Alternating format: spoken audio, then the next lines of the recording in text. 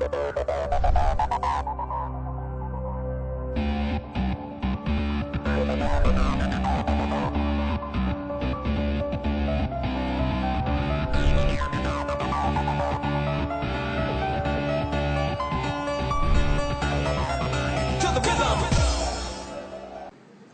guys, ayan, this is Christine Day na ChristinaDay.com. So, this is the part 2 ng interview with Mr. Joseph Lim.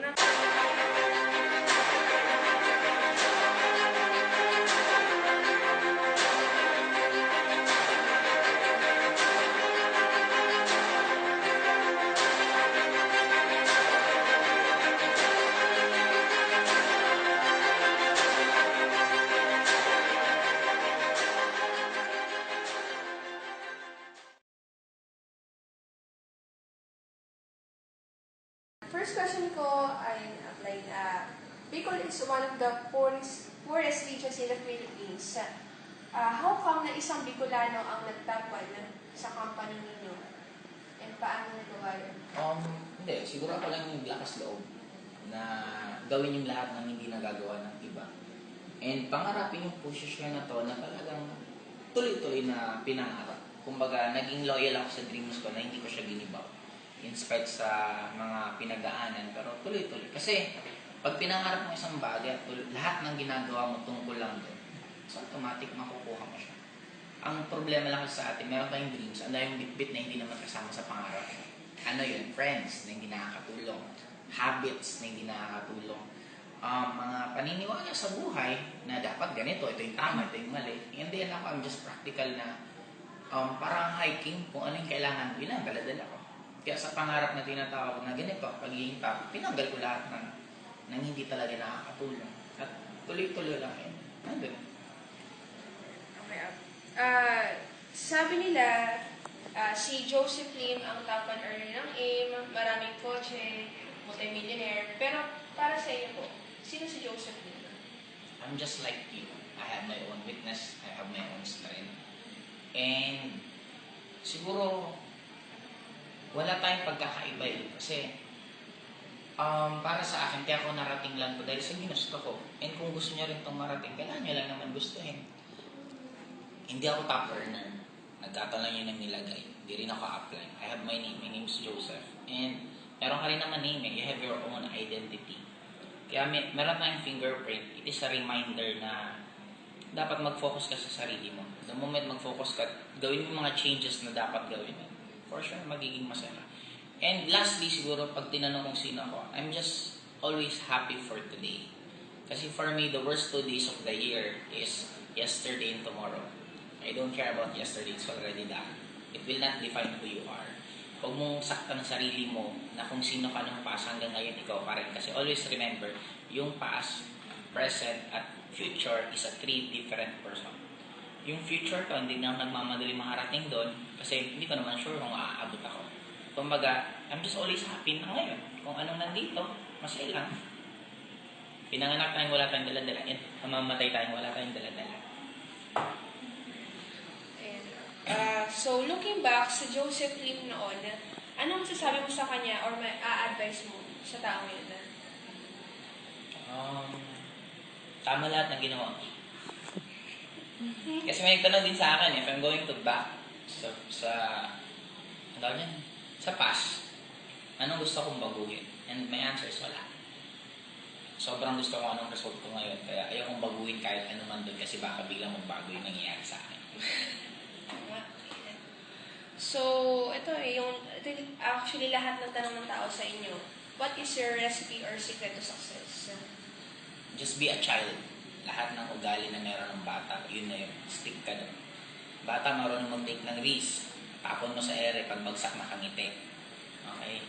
Ang bata, they have the focus. Whatever they want, gusto nila yon. Kahit anong sabihin mo, wala silang pakialam. Ang bata pag nangarap, tuloy-tuloy. Anong gusto mo? Gusto mo maging doctor? Gusto mo maging abogado? They don't analyze things. And madali sila mag-forgive. Ang pinakamabigat na dala-dala natin lahat is yung mga sama ng loob, especially sama ng loob mo sa sarili mo. At the moment, gawin mo yung lahat ng attitude na meron ng bata, for sure, it will be very, very fast. Ito na tinitingnan ko 10 years old, 50 years old. Normally, mas matalino sabi nila 50. Pero bakit mas madaling matuto mag-cellphone ng bata? Ang bata, iwanan mo ng cellphone, marunong na. Ang matanda, tinuturuan mo na, nahihirapan pa. Why? Lagi silang buhay sa past. Diba? Minsan na may kasabihan na, nung panahon namin, hindi pa ba pwede mag-move on? Diba? Tapos na yun eh. Kaya iba na ang buhay nito. For me, just be a child. Lahat ng attitude na meron yung bata. It's already enough for you to become successful. Ito yung last question ko po sa inyo. Ano ba yung mensahe or message nyo sa lahat ng mga fellow networkers po natin na simula nahihirapan, na-discourage, nag-struggle, na gusto nila makuha yung mga pangarap nila? Ano yung message? Nahirapan, ikaw din lang naman kasi nagpapahirap sa sarili mo eh. Kasi if you believe na lahat ng nangyayari sa'yo, ikaw ang may fault or ikaw ang dapat i-blame, mas magiging madali lahat. Parang ganito, negative sa bahay mo. Ano nagpipigil sa'yo para umalis? May kaibigan ka narinig, puro pangit ang sinasabi sa networking, bakit hindi mo palitin kaibigan mo?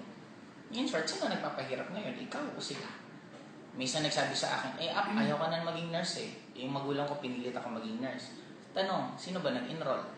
Magulang mo. Sino pumasok araw-araw? Ikaw. Sino nag-aral? Ikaw. Sino nag-take ng board exam? Ikaw. Sino nagpasa? Ikaw. Sino ngayon may fault? Bakit ka naging nurse?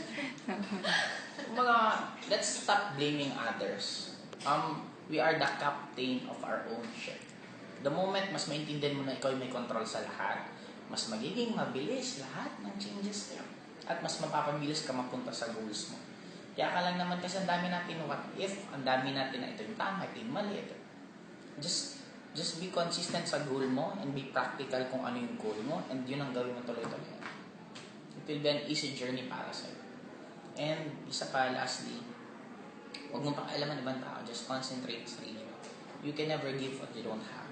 Kaya focus mo na kung anong gusto mangyari sa'yo. Focus mo, gusto magkaroon ng agilang downline. Bakit maghahanap ka pa ng agila kung pwedeng ikaw yung maging agila?